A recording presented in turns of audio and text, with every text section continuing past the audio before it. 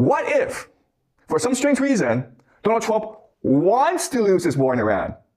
What if he wants the American empire to collapse? What if Donald Trump wants to destroy the global economy? And then he'd be a genius, right?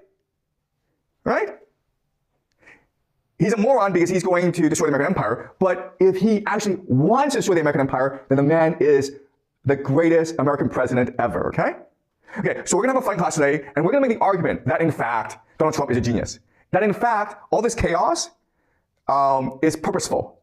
That there's actually a plan behind all this, okay? That's the argument I want to make to you today. Okay, so what is the plan? What is going on here? All right, so first thing to notice is that the world gets 20%, okay? 20% of its oil from the Middle East, okay? Primarily going to East Asia.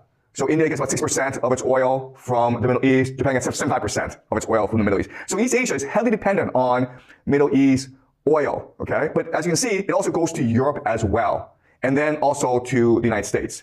All right, so the world is dependent on the GCC oil. If this war continues, if ground forces are used, then all the oil from the Middle East collapses.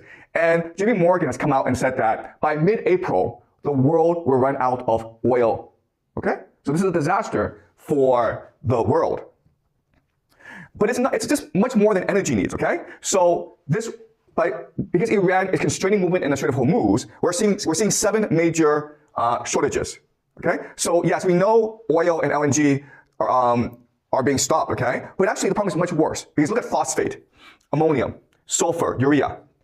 This is food production, okay? Primarily used for fertilizers. In other words, if this war persists, not only will countries run out of energy, they'll also run out of food, okay?